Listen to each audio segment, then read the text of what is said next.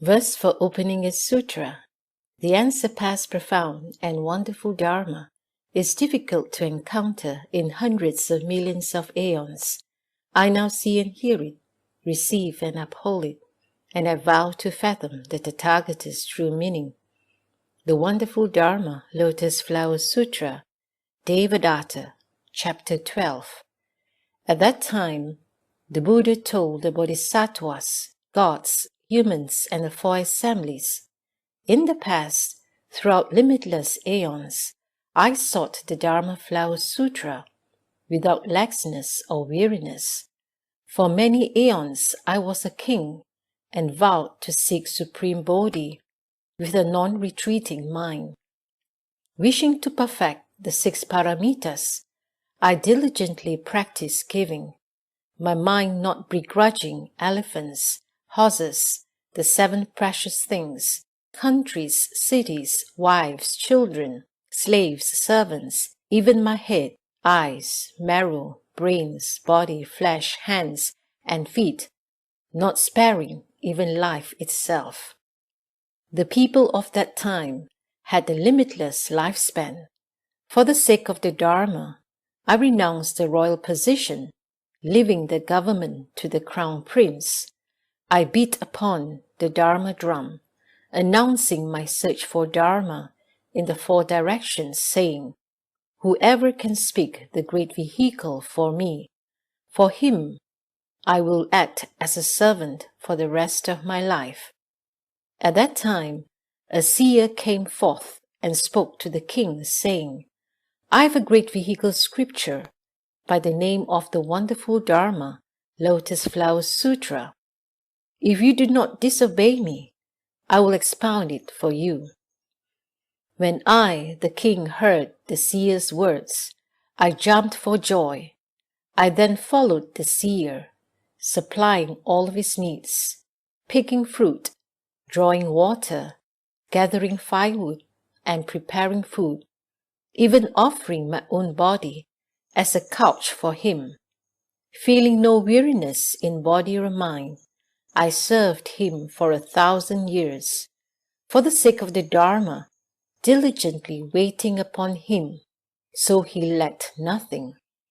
At that time, the World-Honored One, wishing to restate this meaning, spoke verses saying, "I recall in kalpas past, when seeking Dharma, although I was a king at that time, I had no greed to enjoy the 5 desires. Ringing the bell, I announced in the 4 directions, if whoever has the great Dharma will explain it to me, I will be his servant." Then the seer Asita came and spoke to me, saying, "I have the subtle, wonderful Dharma, rare in all the world. If you can cultivate it, I will speak it for your sake." Hearing what the seer said, my heart was filled with great joy. I then followed the seer, supplying him with all his needs, gathering firewood, fruit, and melons, respectfully presenting them at the proper time. Because I cherished the wonderful Dharma, I was neither lax nor tired in body or mind.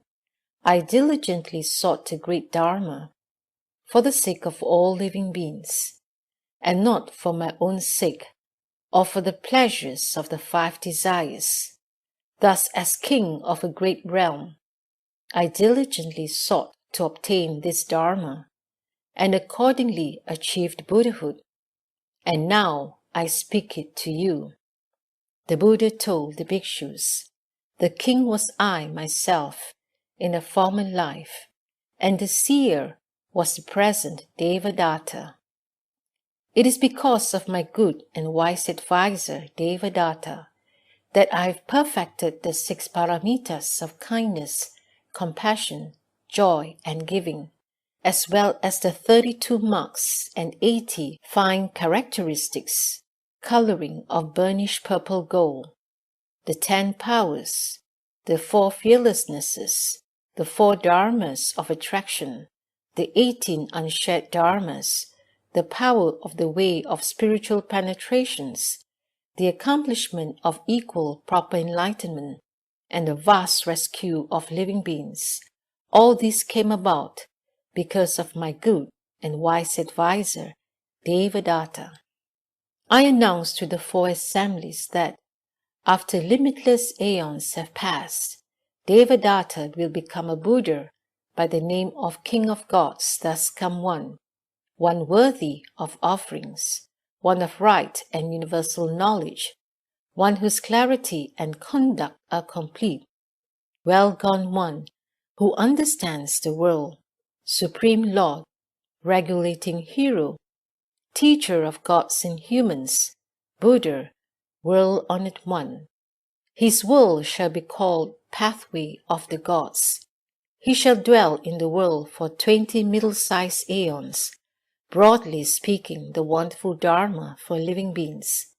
Living beings in number, like the Ganges sands, shall attain the fruit of arahatship. Limitless living beings will bring forth the resolve to enlighten to conditions. Living beings in numbers like Ganges sands will bring forth the supreme mind of the path, attain patience with the non-production of dharmas, and arrive at irreversibility.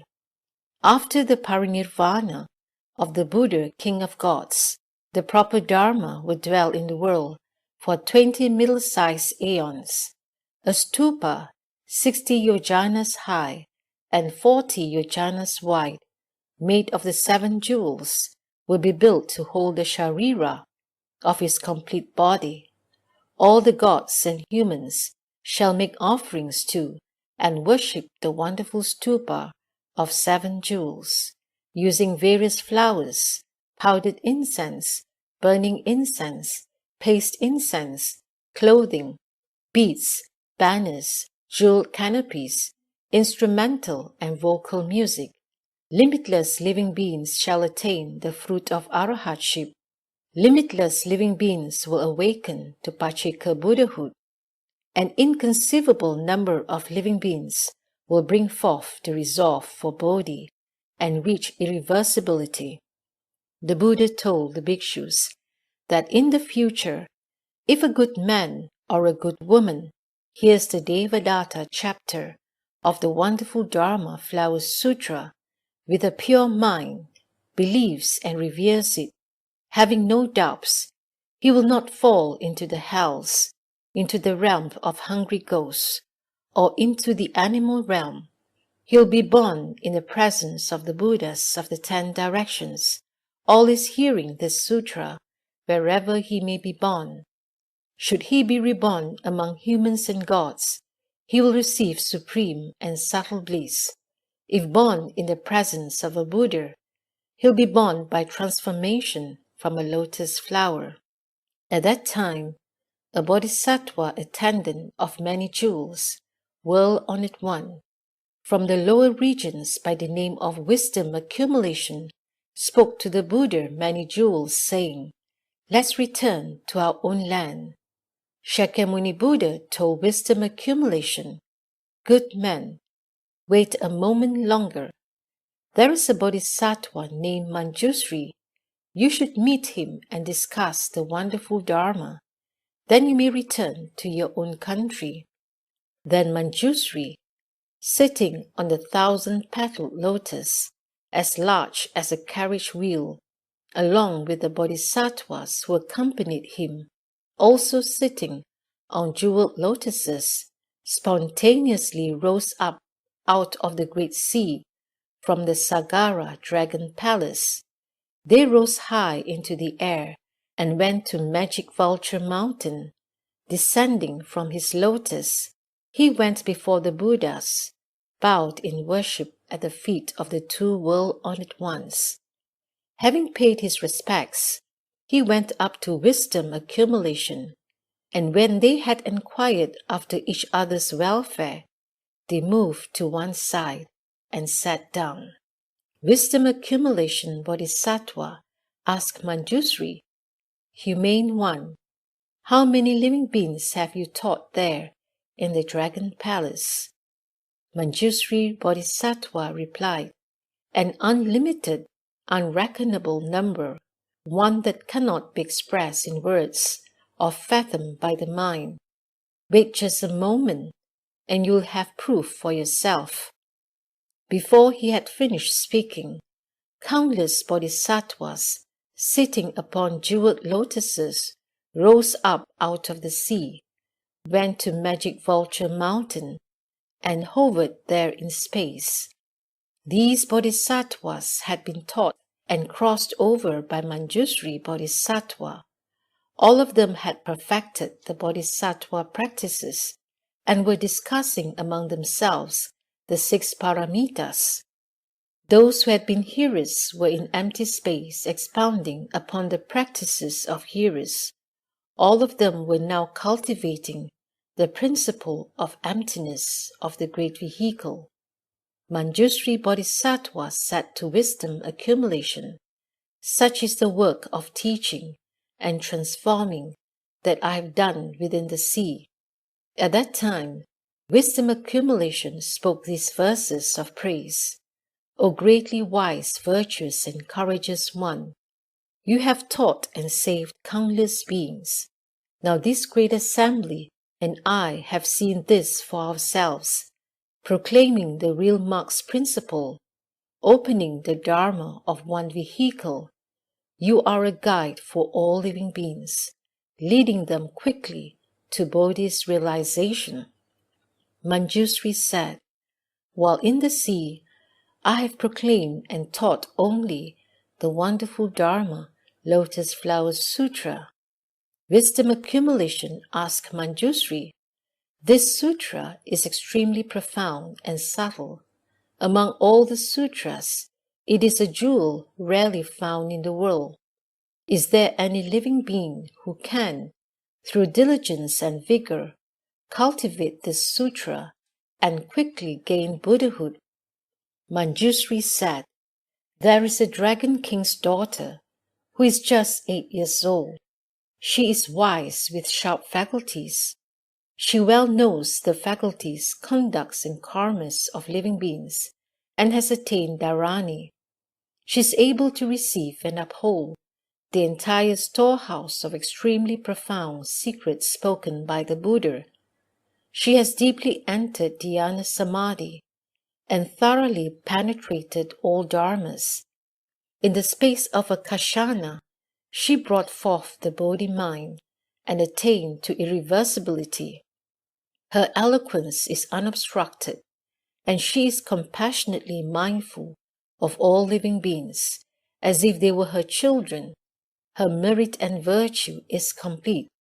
The thoughts of her mind and the words from her mouth are subtle and wonderful and expansive.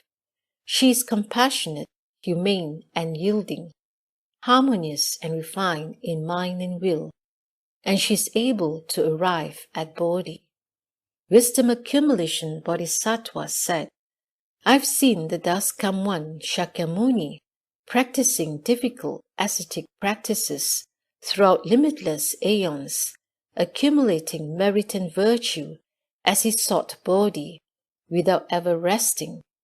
As I observe the 3,000 great thousand worlds, there is no place, not even one the size of a mustard seed, where as a bodhisattva he did not renounce his life for the sake of living beings.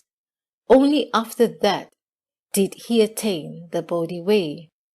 I do not believe that this girl can accomplish proper enlightenment in the space of an instant." They had not yet finished their discussion when the Dragon King's daughter suddenly appeared before them, bowed with her head at their feet, and withdrew to one side to speak these verses. Having deeply understood the marks of offenses and blessings, by shining throughout the 10 directions, now the wondrous pure Dharma body is complete with the 32 marks and 80 minor characteristics. The adorned Dharma body is honored and looked up to by gods and humans, and revered by all the dragons and spirits. Of all the varieties of beings, none fail to respect and revere it. hearing about the realization of Bodhi, which only a Buddha can certify to, I proclaim the great vehicle teaching, which liberates suffering living beings. At that time, Shariputra spoke to the dragon girl, saying, "You claim quick attainment to the supreme path. This is difficult to believe. Why? The body of a woman is filthy and not a vessel for the Dharma. How can you attain to supreme Bodhi? The Buddha path is remote and distant. Only after one has passed through limitless aeons, diligently bearing suffering and accumulating one's conduct, perfecting one's cultivation of all paramitas, can one then attain realization. What is more, a woman's body has 5 obstacles. 1. She cannot become a Brahma heaven king. 2. She cannot become Shakra. 3. She cannot become a Mara king. 4. She cannot become a wheel-turning sage king. 5. She cannot become a Buddha. How can a woman quickly realize Buddhahood? Now the dragon girl had a precious pearl, its worth equal to the entire system of the 3,000 great thousand worlds, which she took before the Buddha and presented to him. The Buddha immediately accepted it. The dragon girl said to wisdom accumulation and the venerable Shariputra, "I just offered up this precious pearl, and the world-honored one accepted it. Was that quick or not?" "Very quick," they answered. The girl said, "With your spiritual powers, watch as I become a Buddha even more quickly than that." At that moment, the entire assembly saw the dragon girl suddenly transform into a man and perfect the bodhisattva conduct. Instantly, she went off to the south, to the world without filth, where, seated on a jeweled lotus, she accomplished equal and proper enlightenment, and embodied the 32 marks and 80 minor characteristics. There, for the sake of all living beings throughout the 10 directions, she proceeded to proclaim the wonderful Dharma. While the bodhisattvas, heroes, gods, dragons, and the rest of the Eightfold Division, both humans and non-humans in the Saha world, all watched from a distance as the dragon girl became a Buddha and spoke the Dharma for all the gods and humans. They rejoiced exceedingly and reverently made obeisance from afar, hearing that Dharma. Limitless living beings understood and awoke, attaining to irreversibility. Countless living beings received predictions of the way. The world without filth quaked in 6 ways, while in the Saha world 3,000 living beings came to dwell on the ground of irreversibility, and 3,000 living beings brought forth the Bodhi mind and gained predictions. Wisdom accumulation bodhisattva, Shariputra, and the entire assembly silently believed and accepted.